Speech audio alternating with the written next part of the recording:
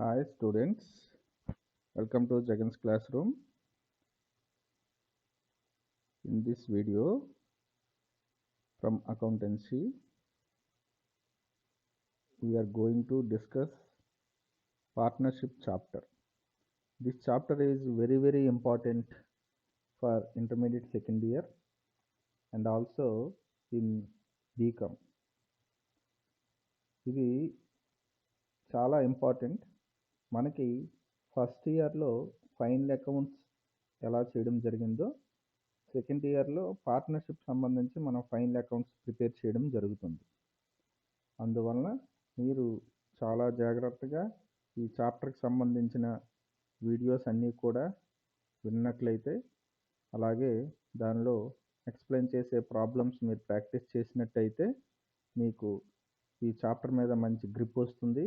ఈ చాప్టర్ మనకి intermediate public ఎగ్జామినేషన్లో 20 మార్క్స్, అంటే ఫైనల్ అకౌంట్స్ ఫస్ట్ ఇయర్లో ఏ విధంగా అయితే 20 మార్క్స్ అంటే 20 మార్క్స్ అనేది it is not an ordinary thing.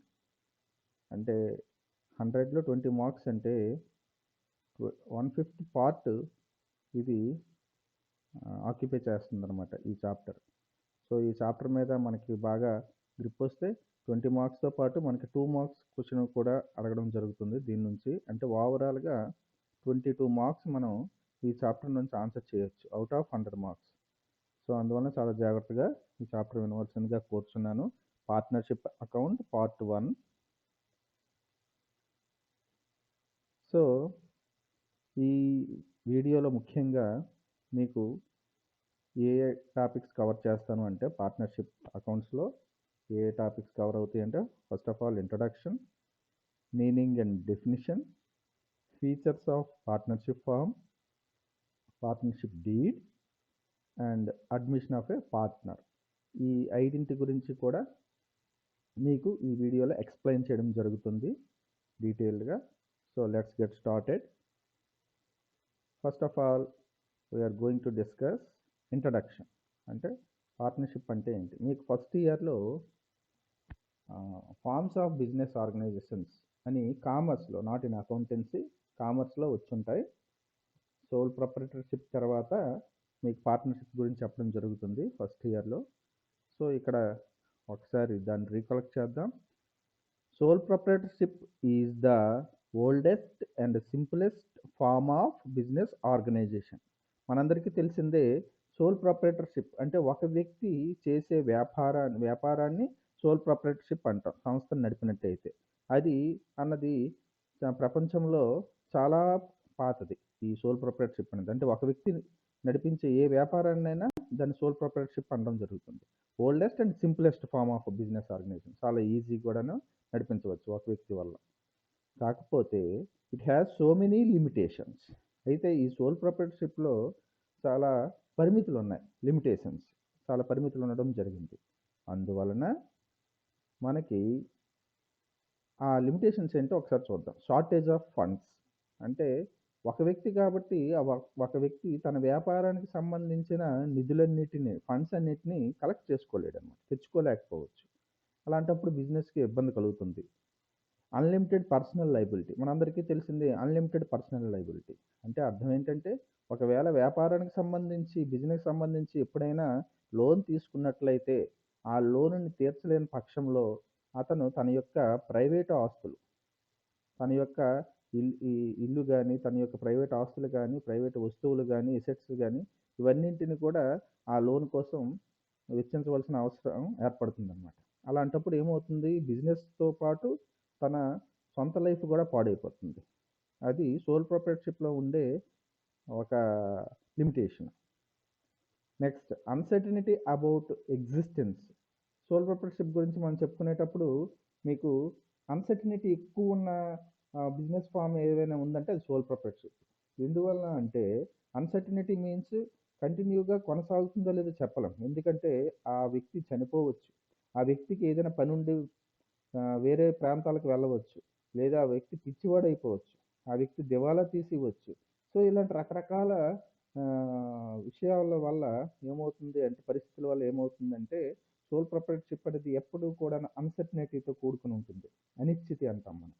So existence అనేది, మనుగడ అనేది చాలా అన్సర్టనిటీతో ఉంటుంది సోల్ ప్రొప్రైటర్షిప్.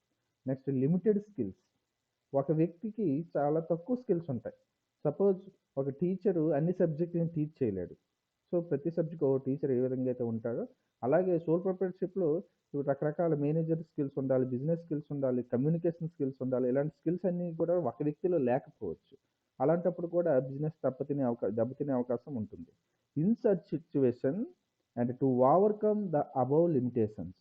సో ఇదంతా ఎందుకు చెప్తున్నానంటే సోల్ ప్రొప్రైటర్షిప్ గురించి, అసలు పార్ట్నర్షిప్ పుట్టడానికి కారణం ఏమిటి అంటే ఒక విధానం ఎప్పుడైతే ఉందో, ఒక ఫామ్ ఎప్పుడైతే ఉందో, ఆ ఫామ్లో ఉన్న లిమిటేషన్స్ని ఓవర్కమ్ చేయడానికి ఎనదర్ ఫామ్ పుడుతుంది ఎప్పుడైనా ప్రపంచంలో.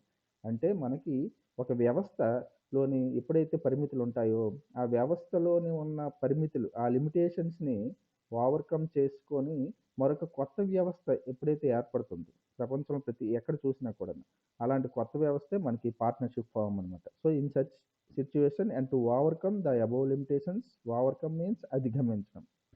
Above limitations. దానికోసం మనకి ఈ ప్రపంచంలో ఒక కొత్త బిజినెస్ ఫామ్ ఏర్పడింది. ఆ బిజినెస్ ఫామ్ అనేది partnership. People adopt the partnership firm of organisation. So ప్రజలు ఏం చేశారంటే ఒక కొత్త విధానాన్ని అడాప్ట్ చేసుకున్నారనమాట. ఆ ఆ ఫార్మ్ ఆఫ్ ఆర్గనైజేషన్నే పార్ట్నర్షిప్ అనడం జరుగుతుంది. The partnership firm comes into existence. So ఈ విధంగా పార్ట్నర్షిప్ ఫార్మ్ అనేది మనుగడలోకి రావడం జరిగింది.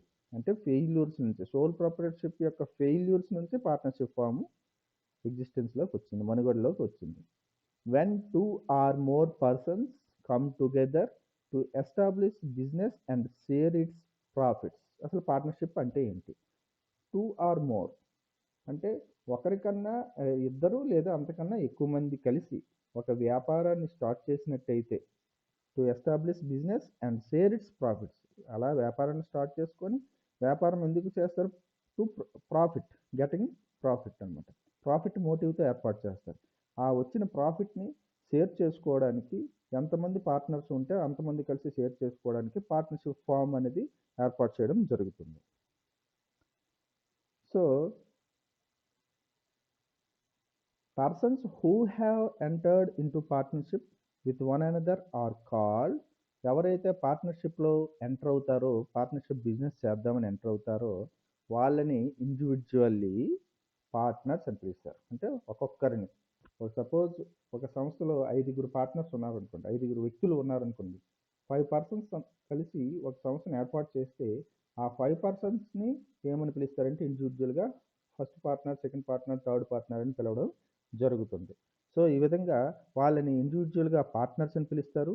కలెక్టివ్గా ఆ సంస్థను ఏమని పిలుస్తారంటే a firm. That means a partnership firm అంటే ఒక భాగస్వామ్య సంస్థ అని పిలవడం జరుగుతుంది అనమాట.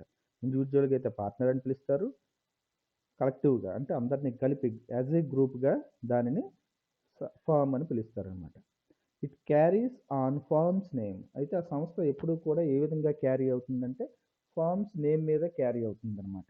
అంటే సంస్థ యొక్క పేరు మీద మీకు క్యారీ అవడం జరుగుతుంది. ఓకే,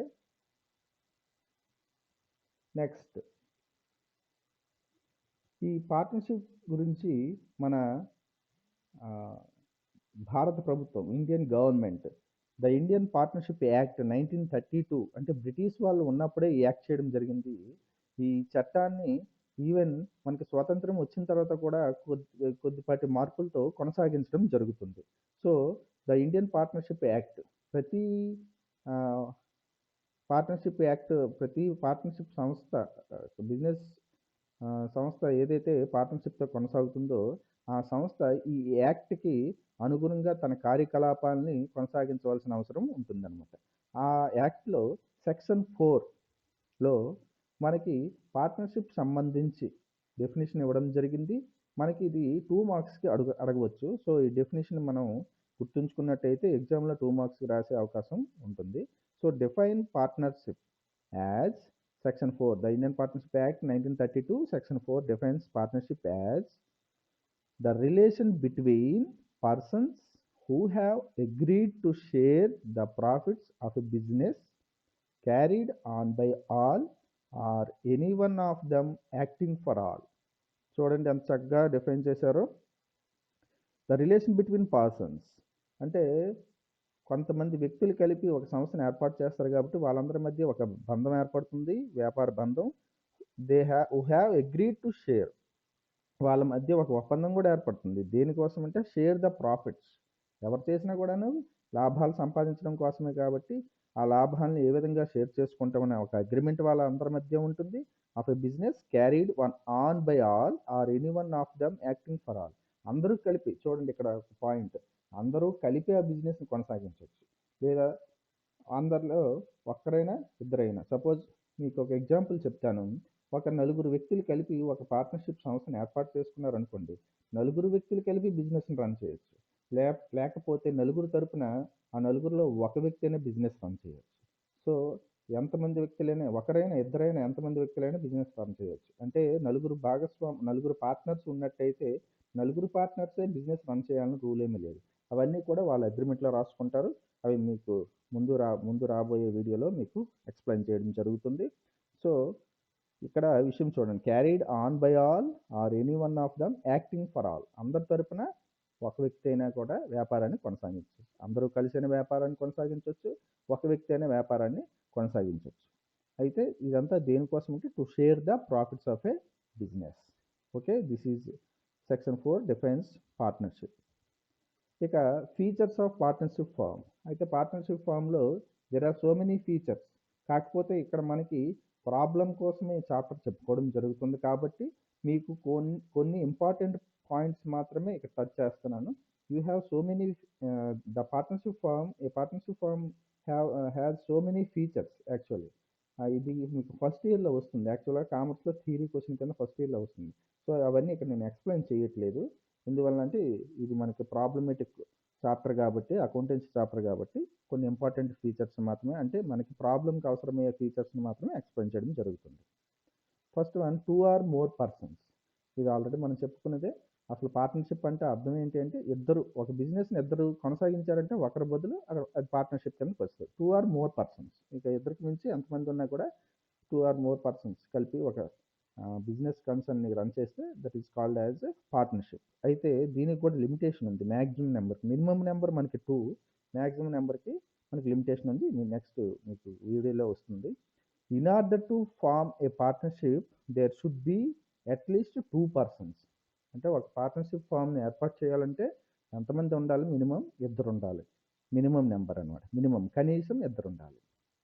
సెక్షన్ 11, ఇక్కడ సెక్షన్ 11 కూడా మనకి ఇండియన్ పార్ట్నర్షిప్ యాక్ట్ 1932 సెక్షన్ 11లో ఏం చెప్పడం జరిగిందంటే maximum number of persons 10 for banking business. మనం చేసే బిజినెస్ బ్యాంకింగ్ బిజినెస్ అయితే మ్యాక్సిమం నెంబర్ అంటే గరిష్టం 10 మందికి మించకూడదు. నాన్ బ్యాంకింగ్ బిజినెస్కి అయితే 20 మందికి మించకూడదు. అంటే minimum 2, maximum 10 for banking business, maximum 20 for non banking business. ఇది మనకి ఇంపార్టెంట్, మీరు గుర్తుంచుకోవాల్సింది. నెక్స్ట్ అగ్రిమెంట్, మరొక ఫీచర్ అనమాట, మరొక లక్షణం పార్ట్నర్షిప్కి. ప్రతి పార్ట్నర్షిప్ ఏదైతే సంస్థ మెయింటైన్ చేస్తున్నారో ఆ పార్ట్నర్స్ వాళ్ళందరూ కూడా ఒక అగ్రిమెంట్ చేసుకోవాలి వాళ్ళందరి మధ్య. An agreement written or oral is necessary to do business and share profits and losses. ఎందువల్ల అంటే మీ అందరికీ తెలిసిందే, మనము ముందే ఒక అగ్రిమెంట్ చేసుకోకపోతే ఫ్యూచర్లో మనకి తగాదాలు, డిస్ప్యూట్స్ వచ్చే అవకాశం చాలా మెండుగా ఉన్నాయన్నమాట. అందువలన మనం అగ్రిమెంట్ అన్నది పార్ట్నర్షిప్ ఏ సంస్థ ఎవరైతే ఏర్పాటు చేసుకుంటారో వాళ్ళు అగ్రిమెంట్ అనేది తప్పనిసరిగా చేసుకోవాలి. అయితే ఇక్కడ ఏం చెప్పారంటే ఇదర్ రిటర్న్ ఆర్ ఓరల్, అంటే రిటర్న్ కానీ చేసుకోవచ్చు, ఓరల్గా అంటే మనం నోటి మాట ద్వారానే చేసుకోవచ్చు. కానీ ఈ రోజుల్లో నోటి మాటకి అంత ప్రాధాన్యత ఉండదు, మీ అందరికీ తెలిసిందే. ఎందువల్లంటే డబ్బు దగ్గరికి వచ్చేసరికి అవి కొంతకాలం గడిచిన తర్వాత ఏమైనా ఇబ్బందులు తలెత్తవచ్చు, అంటే నోటి మాట ద్వారా ఒక ఒప్పందం చేసుకుంటే. So it is better to maintain written agreement. It is not necessary agreement is in written form, oral agreement is also equally valid. అయితే ఓరల్ అగ్రిమెంట్ కూడా ఈక్వల్గా వ్యాలిడ్ అవుతుంది రిటర్న్ అగ్రిమెంట్తో పాటు. Okay, but to avoid disputes in future preferred a written agreement. అది అంటే మనం avoid చేయాలంటే డిస్ప్యూట్స్ని, తగాదాలను ఫ్యూచర్లో రాకుండా చేసుకోవాలి అంటే మాత్రం మన రిటర్న్ అగ్రిమెంట్కే ప్రిఫర్ చేయాలి. That is better always. So return agreement అనేది వాళ్ళ పార్ట్నర్స్ అందరి మధ్య ఉండాలి. అయితే ఈ రిటర్న్ అగ్రిమెంట్ని ఏమని పిలుస్తారు అది చూద్దాం. హియర్ పార్ట్నర్షిప్ డీడ్ చూసారా, ఇక్కడ మీకు ఒక హార్ట్ షేప్ పెట్టడం జరిగింది. ఎందువల్లంటే పార్ట్నర్షిప్ డీడ్ అనేది ఒక పార్ట్నర్షిప్ ఫామ్కి, ఒక భాగస్వామి వ్యాపార సంస్థకి హృదయం లాంటిది అనమాట, హార్ట్ లాంటిది. అందుకే మీకు ఇక్కడ సింబాలిక్గా హార్ట్ సింబల్ పెట్టడం జరిగింది. సో పార్ట్నర్షిప్ డీడ్ అంటే నథింగ్ బట్ అగ్రిమెంట్, తెలుగులో మనం ఒప్పందం అనొచ్చు. సో వీళ్ళు రిటర్న్గా ఎప్పుడైతే పార్ట్నర్షిప్ అగ్రిమెంట్ని రాసుకుంటారో that agreement is called as partnership deed. ఇది ఒక ముందుగానే అన్నీ అనుకున్నట్టయితే, రాసుకున్నట్టయితే అప్పుడు మనకి ఫ్యూచర్లో వచ్చే తగాదాలని ఆ డీడే పరిష్కారం చూపిస్తుంది అనమాట, ఈ ఒప్పందమే. ఓకే, చూడండి ఇలా స్టాంప్ పేపర్ మీద, ఏదో ఒక మామూలు వైట్ పేపర్ మీద కాకుండా మనం ఎసెట్స్ అమ్మేటప్పుడు కొనేటప్పుడు ఏ విధంగా అయితే మనం స్టాంప్ పేపర్ మీద, నాన్ జ్యుడిషియల్ స్టాంప్ పేపర్ మీద ఏ విధంగా అయితే ఒప్పందం చేసుకొని రిజిస్ట్రేషన్ చేసుకుంటామో, లైక్ దట్ దీన్ని కూడా రిజిస్ట్రేషన్ చేసుకుంటే అది లీగలైజ్ అవుతుంది అనమాట. అంటే ఏ డిస్ప్యూట్స్ వచ్చినా వాటిని మనం కోర్టు వరకు వెళ్ళైనా తగాదాలను తేల్చుకోవచ్చు. So the agreement is in return is called as partnership deed. అది ఏదైతే అగ్రిమెంట్ పార్ట్నర్షిప్ ఫామ్ సంబంధించి ఏదైతే అగ్రిమెంట్ రాసుకుంటారో ఆ పార్ట్నర్షిప్ అగ్రిమెంట్ని పార్ట్నర్షిప్ డీడ్ అని కూడా వస్తుంది. యాక్చువల్గా పార్ట్నర్షిప్ డీడ్ అనేది ఫస్ట్ ఇయర్ కామర్స్లో 5 మార్క్స్ చాలా ఇంపార్టెంట్. అయితే ఇక్కడ మనకి 2 మార్క్స్ అడిగే అవకాశం ఉంది. ఇందాక పార్ట్నర్షిప్ డెఫినేషన్ ఏ విధంగా అయితే 2 మార్క్స్ అడగడానికి అవకాశం ఉందో, ఇక్కడ మనకి పార్ట్నర్షిప్ డీడ్ అనేది కూడా 2 మార్క్స్ అడగడానికి అవకాశం చాలా ఉంది. The deed should contain the following points. అయితే ఈ డీడ్లో ఏ పాయింట్స్ని ఇక్కడ మెన్షన్ చేస్తారు, ఆ సభ్యులు ఇక్కడ ఏ పాయింట్స్ మెన్షన్ చేస్తారు అంటే ఒకసారి చూద్దాం. Name and address of the firm. మనం ఫామ్ ఎక్కడ పెడుతున్నాం, సంస్థను ఎక్కడ పెడుతున్నాం, ఆ సంస్థ యొక్క పేరు ఏంటి, అడ్రస్ ఏంటి, అవన్నీ కూడా డీడ్లో మెన్షన్ చేయాలి. Name and addresses of the partners. అసలు ఎవరెవరు పార్ట్నర్స్ ఉన్నారు, వాళ్ళ నేమ్స్ ఏంటి, వాళ్ళ అడ్రసెస్ ఏంటి, అది కూడా నెక్స్ట్ పాయింట్ కింద మెన్షన్ చేయాలి. థర్డ్ పాయింట్ ఏంటి అంటే nature and place of the business. నువ్వు ఏ టైప్ ఆఫ్ బిజినెస్ చేద్దాం అనుకుంటున్నావు, సో అలాగే ఆ బిజినెస్ ప్లేస్ కూడాను, ఎక్కడ ఆ బిజినెస్ని ఇన్లాండ్ చేయాలనుకుంటున్నావా, అవుట్లాండ్ చేయాలనుకుంటున్నావా, ఇలాంటివన్నీ కూడాను అక్కడ మెన్షన్ చేయాలి. Nature and place of the business. Accounting period of the firm. అలాగే మనకి 2 అకౌంటింగ్ పీరియడ్స్ ఉన్నాయి, January 1st to December 31st and April 1st to March 31st. ఆ 2 అకౌంటింగ్ పీరియడ్స్లో నువ్వు ఏ అకౌంటింగ్ పీరియడ్ ఫాలో అవుతావు. ఎందువల్ల అంటే మనకు ఫైనాన్షియల్ స్టేట్మెంట్ స్టార్ట్ చేసేటప్పుడు మీ అందరికీ తెలిసిందే, ఫైనాన్షియల్ స్టేట్మెంట్ వాటిని ప్రిపేర్ చేసేటప్పుడు ఈ అకౌంటింగ్ పీరియడ్ అనేది చాలా ఇంపార్టెన్స్ కలిగి ఉంటుంది. సో అకౌంటింగ్ పీరియడ్ కూడా మెన్షన్ చేయాలి. Next capital contribution by each partner. So అందరు పార్ట్నర్స్ కూడా క్యాపిటల్ ఈక్వల్గా తీసుకురావాలని రూల్ ఏమీ లేదు. ఒకరు 10 lakhs తీసుకొస్తే మరొకరు 5 lakhs తీసుకురావచ్చు, మరొకరు 1 lakh తీసుకురావచ్చు, మరొకరు ఏమీ తీసుకురాకుండా అక్కడ దానిలో వర్క్ చేయొచ్చు, తన యొక్క స్కిల్ని యూజ్ చేయొచ్చు. సో ఇలా రకరకాలుగా ఉంటుందన్నమాట. సో క్యాపిటల్ అందరూ కూడాను ఈక్వల్గా తీసుకురావాల్సిన అవసరం లేదు. ఎంత ఎంత కాంట్రిబ్యూట్ చేస్తున్నారు అన్నది capital contribution by each partner అనేది ముందే దాంట్లో మెన్షన్ చేసుకోవాలి. ఇవన్నీ కూడా డీడ్లో రాసుకునే points. Okay, next interest on capital. ఒక్కసారి ఏమవుతుందంటే క్యాపిటల్ అందరూ ఈక్వల్గా పెడితే పర్వాలేదు, కానీ కొంతమంది చాలా ఎక్కువ అమౌంట్ పెడతారు, కొంతమంది తక్కువ అమౌంట్ పెడతారు. సో ఇలా పెట్టేటప్పుడు ఏమవుతుంది అంటే క్యాపిటల్ ఎక్కువ అమౌంట్ పెట్టిన వ్యక్తి ఏదో తను ఎక్కువ లాస్ అయిపోతున్నట్టు ఫీల్ అవుతాడు. సో అందువల్ల ఏం చేస్తుంటారంటే ఒక్కోసారి క్యాపిటల్ పెట్టినందుకు దాని మీద ఇంట్రెస్ట్ ప్రతి నెల కానీ సంవత్సరం కానీ వాళ్ళు ఆ పార్ట్నర్కి, ఎక్కువ క్యాపిటల్ పెట్టిన పార్ట్నర్కి సో ఇంట్రెస్ట్ కింద వాళ్ళు దానిని చూపిస్తారు. మనకున్న ప్రాఫిట్ అండ్ లాస్ అకౌంట్ ఏదైతే ప్రిపేర్ చేస్తామో, మీరు ఆల్రెడీ ఫస్ట్ ఇయర్లో ఫైనల్ అకౌంట్స్ చేసేటప్పుడు ఇంట్రెస్ట్ ఆన్ క్యాపిటల్ అని డెబిట్ వైపు చూపించారు. ప్రాఫిట్ అండ్ లాస్ అకౌంట్లో డెబిట్ వైపు చూపించడం జరిగింది.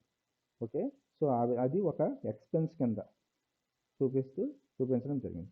సో ఆ విధంగా వాళ్ళకి, ఆ పార్ట్నర్కి ఆ ఇన్కమ్ కూడా వస్తుందన్నమాట, ఎక్స్ట్రా క్యాపిటల్ పెట్టినందుకు. అంటే తక్కువ క్యాపిటల్ పెట్టిన వ్యక్తి కన్నా ఈయనకి ఎక్కువ ఇంట్రెస్ట్ రావడం జరుగుతుంది. అది కూడా ఇవన్నీ కూడా పార్ట్నర్షిప్ డీడ్‌లో మెన్షన్ చేసుకోవాలి. మెన్షన్ చేసుకుంటేనే ఇంట్రెస్ట్ ఇస్తారు. మెన్షన్ చేసుకోకపోతే ఎటువంటి ఇంట్రెస్ట్ ఇవ్వడం జరగదు.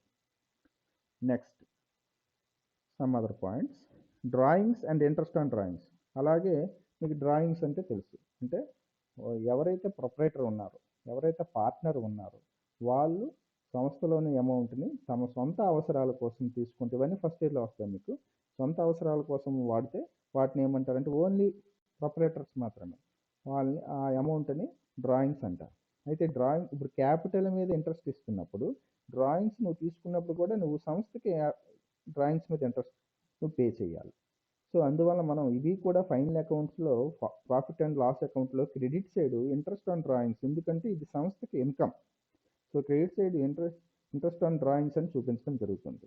సో ఎప్పుడైతే ఇంట్రెస్ట్ ఆన్ క్యాపిటల్ ఉంటుందో ఇంట్రెస్ట్ ఆన్ డ్రాయింగ్స్ కూడాను దానికి కూడా పర్సంటేజ్ వాళ్ళు ఫిక్స్ చేస్తారు ముందుగానే. పార్ట్నర్షిప్ డీడ్‌లో రాసుకోవడం జరుగుతుంది. సో ఈ డ్రాయింగ్స్ ఇంట్రెస్ట్ ఆన్ డ్రాయింగ్స్ ఆ డ్రాయింగ్స్ కూడా ఎంత పర్సంటేజ్ తీసుకోవాలి. సపోజ్ నువ్వు ఒక 1,00,000 నువ్వు క్యాపిటల్ పెట్టినట్టయితే డ్రాయింగ్స్ 10% మించి తీసుకోకూడదు.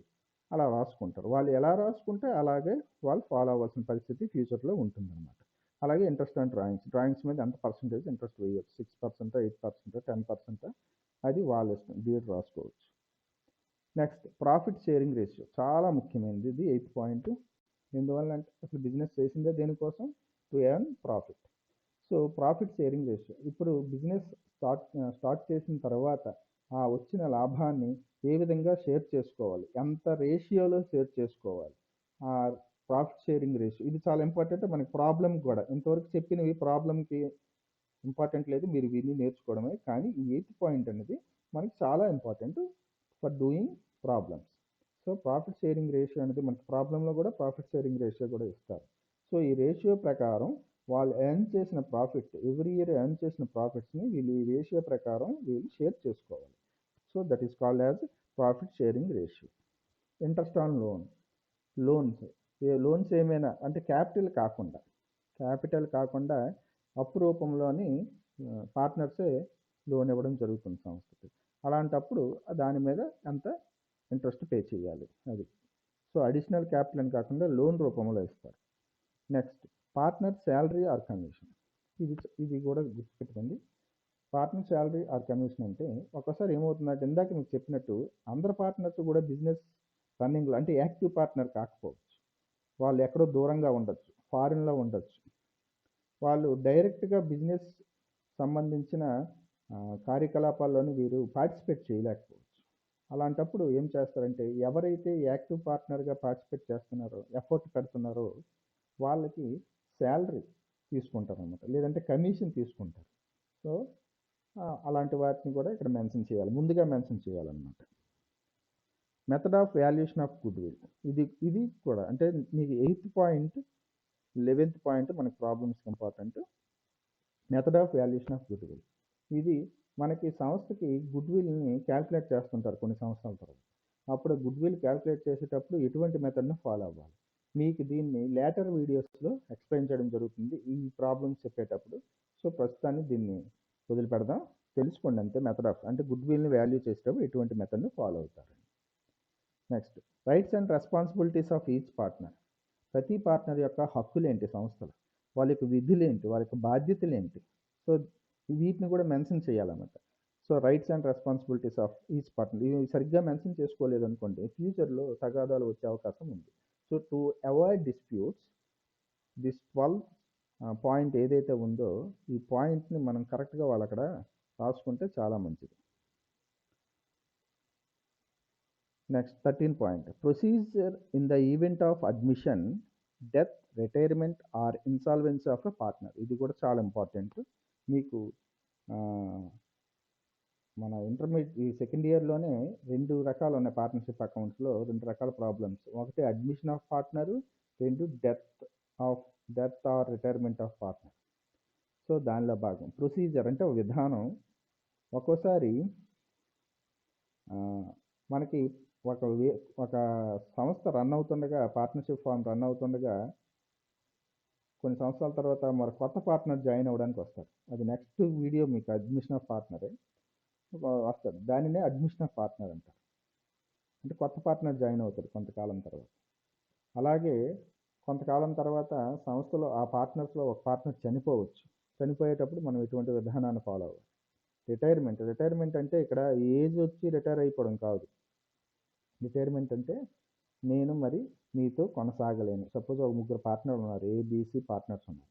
సి అనే పార్ట్నరు ఒక 3 సంవత్సరాలు వ్యాపారం చేసిన తర్వాత నేను కొనసాగలేను. మీతో నేను వ్యాపారం చేయలేను.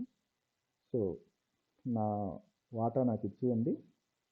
నేను బయటికి వెళ్ళిపోతాను అనేసి అడిగాడనుకోండి. అప్పుడు దాన్ని ఎలా క్లోజ్ చేయాలి అన్నది రిటైర్మెంట్ అనమాట. Are insolvency. ఇన్సాల్వెన్సీ అంటే ఇందాక చెప్పినట్టు ఆ ముగ్గురు పార్ట్నర్‌లో ఒక పార్ట్నరు దివాలా తీసేశాడు. అంటే బయట ఇంకేదో వ్యాపారంలో దివాలా తీసేశాడు. ఆ తీసేటప్పుడు ఇక్కడ ఈ సంస్థ మీద కూడా ఆ ఎఫెక్ట్ పడుతుందనమాట. సో, ఎందుకంటే పార్ట్నర్స్ కూడా ఇక్కడ అన్‌లిమిటెడ్ లయబిలిటీ ఉంటుంది. సో, ఎఫెక్ట్ పట్టేటప్పుడు మిగిలిన పార్ట్నర్లు కూడాను ఆ ఎఫెక్ట్‌ని ఫేస్ చేయవలసి ఉంటుంది. అందువల్ల ఏం చేస్తారంటే ఆ విధంగా దివాలా తీసిన పార్ట్నర్‌ని బయటికి పంపించేస్తారు. వాడి వాటా వాడికి ఎలా ఇవ్వాలో లెక్కలు వేసేసి. సో, దీనంతటిని కూడా ఈ విద్ ఎటువంటి ప్రొసీజర్‌ని ఫాలో అవ్వాలి, ఎటువంటి విధానాన్ని ఫాలో అవ్వాలన్నది అది కూడా డీడ్‌లో ముందే మెన్షన్ చేసుకోవాలి. అంటే డీడ్ అంటే అర్థం ఏంటంటే చాలా ఫోర్సెట్‌తో రాయాలన్నమాట. అంటే బాగా భవిష్యత్తును ఊహించి, మిగిలిన సంస్థలు ఏ విధంగా జరుగుతున్నాయి ఊహించి, ఒక టెక్నికల్ నాలెడ్జ్ ఉన్న పర్సన్స్‌తో కూర్చోబెట్టి రాయించితే ఆహ్, చాలా మంచిది. Next methods for settlement of disputes. ఏవైనా పార్ట్నర్స్ మధ్య తగాదాలు వస్తే, సో, మనం ఆ డిస్ప్యూట్స్‌ని ఏ విధంగా సెటిల్ చేసుకోవాలి. అంటే కొంతమంది పెద్దవాళ్ళ దగ్గరికి వెళ్ళి సెటిల్ చేసుకోవాలా? కోర్ట్‌కి వెళ్తారా? లేకపోతే ఇంకా ఎటువంటి మెథడ్స్ ఫాలో అవ్వాలన్నది డిస్ప్యూట్స్ తగాదాలు వచ్చేటప్పుడు ఎటువంటి మెథడ్స్ ఫాలో అవ్వాలి. Any other matter relating to the conduct of business. అలాగే ఇంకా బిజినెస్ సంబంధించి ఇంకేవైనా మిగిలి ఉన్నట్టయితే అదర్ మ్యాటర్స్ ఈ 15th పాయింట్ కింద మెన్షన్ చేసి రాసుకుంటారు. ఇవన్నీ పార్ట్నర్షిప్ డీడ్‌లో డీటెయిల్‌గా వాళ్ళు రాసుకోవాలి. ఎంత డీటెయిల్‌గా రాసుకుంటే అంత సులభతరం అవుతుంది ఫ్యూచర్‌లో వాళ్ళకి సంస్థను రన్ చేసేటప్పుడు. ఓకే. ఇంతవరకు మనకి ఇంట్రడక్షన్ అయింది, డెఫినిషన్ అయ్యింది అండ్ పార్ట్నర్షిప్ డీడ్ గురించి మాట్లాడడం జరిగింది. ఇప్పుడు మనం చాలా ఇంపార్టెంట్ యాస్పెక్ట్ చెప్పుకోబోతున్నాం. సో, ఇది మనకి 20 మార్క్స్ ప్రాబ్లమ్‌కి చాలా ఇంపార్టెంట్. ఇక్కడ నుండి చెప్పబోయేది ప్రాబ్లమ్‌కి చాలా చాలా ఇంపార్టెంట్. సో, అందువలన చాలా శ్రద్ధగా వినండి. Admission of partner. ఆల్రెడీ మీకు చెప్పాను. అడ్మిషన్ ఆఫ్ పార్ట్నర్ అంటే ఆల్రెడీ రన్ అవుతున్న పార్ట్నర్షిప్ ఫార్మ్‌కి మరొక కొత్త పార్ట్నర్ వచ్చి జాయిన్ అవ్వడాన్ని ఏమని పిలుస్తారంటే అడ్మిషన్ ఆఫ్ పార్ట్నర్ అని. ఇక్కడ ఇద్దరు వ్యక్తులు పార్ట్నర్షిప్ రన్ చేస్తున్నారు అనుకో, మూడో వ్యక్తి వచ్చి జాయిన్ అవ్వడం జరుగుతుంది. This is called admission of partner. An existing partnership firm may take up expansion, diversification of the business. ఒక్కోసారి ఎగ్జిస్టింగ్ పార్ట్నర్షిప్ అంటే ఆల్రెడీ రన్ అవుతున్న పార్ట్నర్షిప్ ఫామే ఒక్కోసారి ఏం చేస్తారంటే దాన్ని విస్తరించాలనుకుంటారు. లేదంటే ఒక కొత్త వ్యాపారం, డిఫరెంట్ వ్యాపారాన్ని స్టార్ట్ చేయాలనుకుంటారు. ఎక్స్పాన్షన్ అంటే విస్తరించడం. డైవర్సిఫికేషన్ అంటే అర్థం ఏంటంటే కొత్త రకమైన బిజినెస్ పెట్టడం. అలాంటిది చేయాలనుకున్నప్పుడు in that case it may need managerial help are additional capital. అలాంటప్పుడు వాళ్ళకి యాజమాన్యం సంబంధించి కానీ సహాయం కానీ అలాగే అదనపు మూలధనం అడిషనల్ క్యాపిటల్ కానీ అవసరం ఏర్పడుతుంది. సో, వాళ్ళు మరి తెచ్చుకోలేరు. వాళ్ళ దగ్గర ఉన్న అమౌంట్ అంతా క్యాపిటల్ రూపంలో ఆల్రెడీ పెట్టారు. ఇప్పుడు వాళ్ళు బ్యాంక్స్ దగ్గరికి వెళ్ళడం కన్నాను మరొక డబ్బున్న వ్యక్తిని లేదంటే మేనేజర్ స్కిల్ ఉన్న వ్యక్తిని వాళ్ళు జాయిన్ చేసుకుంటారు. When a new partner is admitted in a running business. So, ఆ విధంగా జాయిన్ చేసుకునేటప్పుడు రన్నింగ్ బిజినెస్ చూసుకోండి.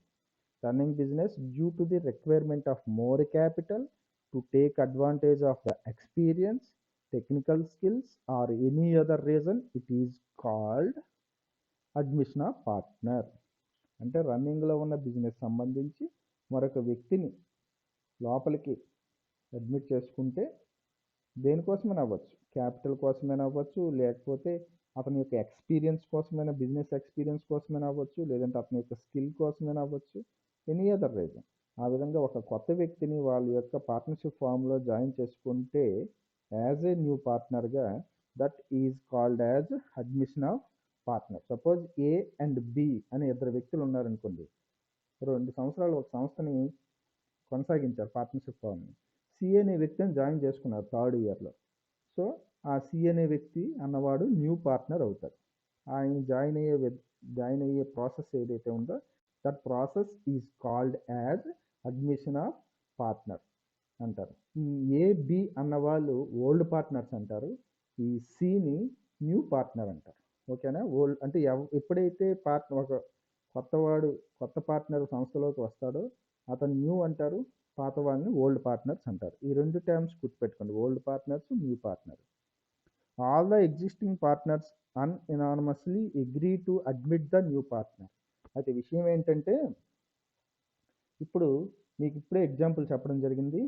ఏ అండ్ బి అనే ఇద్దరు పార్ట్నర్స్ సి అనే పార్ట్నర్ని జాయిన్ చేసుకున్నారు.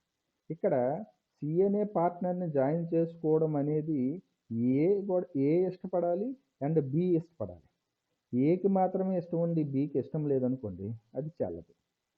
సో అందరూ పార్ట్నర్స్ ఇష్టమైతేనే ఆ కొత్త పార్ట్నర్ లోపలికి ఎంటర్ అవ్వగలదు. అందుకే ఇక్కడ ఒక పదం ఉంది చూసారా, ఆల్ ద ఎగ్జిస్టింగ్ పార్ట్నర్స్ అన్ఎనానమస్లీ, ఏకగ్రీవంగా. ఏకగ్రీవం అంటే మీ అందరికీ తెలుసు కదా, మనకి ఎలక్షన్స్ అయినప్పుడు ఏకగ్రీవం అంటే అర్థం ఏంటంటే పోటీ లేకుండా ఒక వ్యక్తిని అందరూ ఒప్పుకొని అతన్ని గెలిపిస్తే దాన్ని ఏమంటామంటే ఏకగ్రీవం అంటాం కదా. అలాగే unanimously agree to admit the new partner. So అందరు పార్ట్నర్లు ఇష్టపూర్వకంగా అడ్మిట్ చేసుకోవాలి న్యూ పార్ట్నర్. అది ఇది మనకి ప్రాబ్లంకి అవసరం లేకపోయినా మీకు థియరిటికల్ నాలెడ్జ్ కోసం చెప్పడం జరుగుతుంది. ఓకే, సో నెక్స్ట్ వీడియోలో మీకు రిమైనింగ్ పార్ట్ గురించి ఎక్స్ప్లెయిన్ చేయడం జరుగుతుంది. ఈ చాప్టర్కి సంబంధించి చాలా వీడియోస్ చేయవలసి ఉంటుంది, ఎందుకంటే మనకి ఇది 22 మార్క్స్ సంబంధించిన చాప్టర్ కాబట్టి. సో నెక్స్ట్ వీడియోస్ కోసం మీరు నా యూట్యూబ్ ఛానల్ సబ్స్క్రైబ్ చేయండి, అలాగే నా వీడియోని లైక్ చేయండి. రిమైనింగ్ కామర్స్ స్టూడెంట్స్ ఎవరైనా ఉంటే వాళ్ళకి షేర్ చేయండి. Part 2 will be available soon. Thank you very much for watching this.